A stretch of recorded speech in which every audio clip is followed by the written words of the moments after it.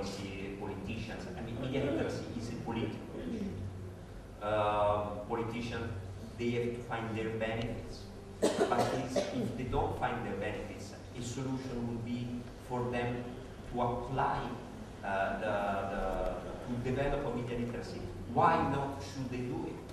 I mean, they don't need to gain something about it, but why not? Well, because all struggles for people's empowerment and autonomy have been struggles. People, there is a vested interest in powerful elites in suppressing that empowerment. This is a more apocalyptic view than mine.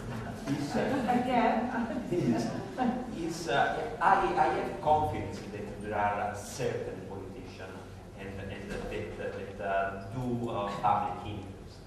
And then being pragmatic, if they have a vested interest, well, then let's try to make them happy. Let's do lobbying. Let's do create organizations that promote the interest of the citizens. Yeah. Let's use the other system that they use. But we need better way. Okay, well, I'm very happy that you're more optimistic than me. I will try to follow your example. Irene, how optimistic are you? Do you see barriers in the situation in Greece that you think you could change if you were in charge? We have a lot of barriers. Most of them are, I guess, pretty common, like the lack of funding for initiating projects, the lack of sustainability and large-scale projects, because green projects 1 year and then they disappear after 2 years, so there's not like in a long-term basis. One of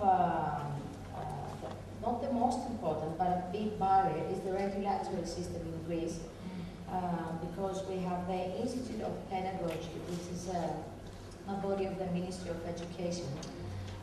They are in charge for approving all tutorial material in the school curriculum. They are very slow in their procedures, and most importantly, now we have this Media Smart program, which is focused on commercial literacy. We're trying to get approval in order to integrate it into schools, but because it has TV commercials, then the institute says no, it cannot be taught in schools because it has ad spots.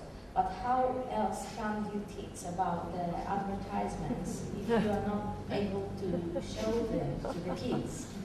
You cannot tell them about something that they don't know about. You have to talk to them about the Greek advertisements shown in Greek TV.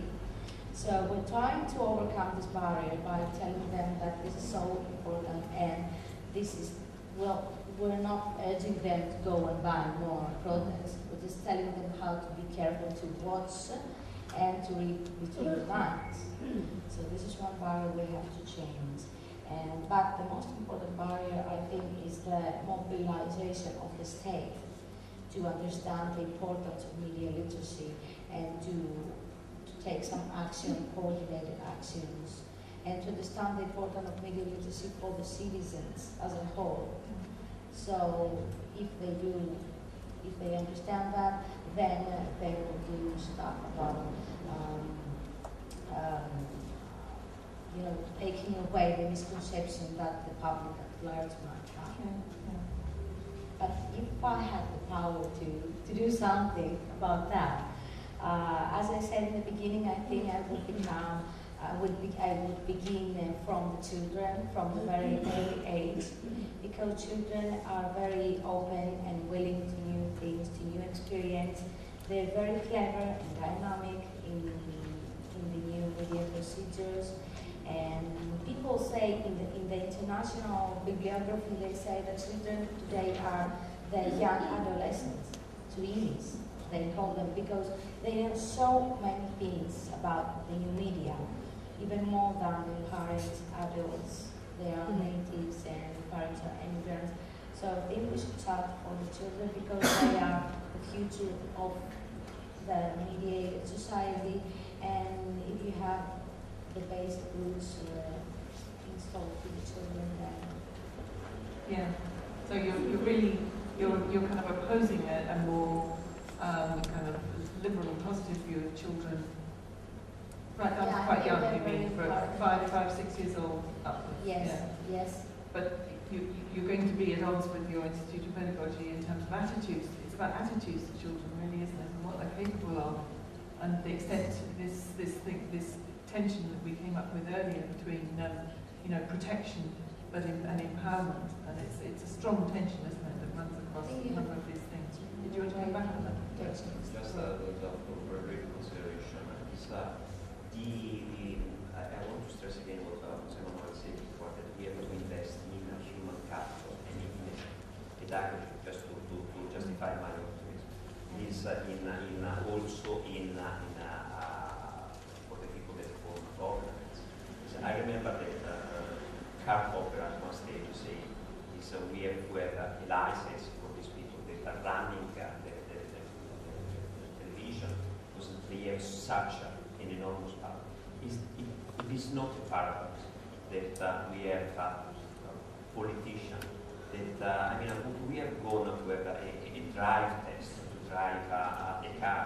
We have passed exams at university all our life. These people are driving the country, and they have not done any sort of training. They can be absolutely ignorant of that activity. We have to invest in that. This is why I am partly optimist. I want to mention an initiative, a concrete initiative that we have taken in Italy. That was to collect signatures of citizens to introduce media education in school. In 4 months, we have collected over 30,000 citizens' signatures in front of churches, in front of schools, in front of if I would have the power, I would simply try to translate a consensus that there is about these subjects into something that can be used in politics. Yeah. And maybe not only media literacy for children, but also for politicians. For human beings, yeah. I agree with what Irene is saying, but it's children, the adults, politicians, academicians, we all need, deserve a better world. I don't want to be too idealistic, but we have to do it. Again, there is a battle. I have to be optimistic. Otherwise, if I don't think that we can win, it was cut your throat. Okay. I'm saying, if you had the power to change something in Catalonia, yes, let's say, in Spain then, okay, what barrier would you like to remove? The lack of critics. The lack of critics, because when this media monopoly, media conglomerate has television, film production, newspapers, internet, then when the journalists do the critic about one book, it depends on the editor. There is no critic about program television. There is no critic about film. Free critic. And then if we can change this public sphere more critical, I think the consequences are immediate, because the conversation between people are more critical. The teachers are another point of view against some products of the market. And then for me, a new dialogue, social dialogue with freedom, not the market freedom. Not the market freedom. We need for change all the It's interesting.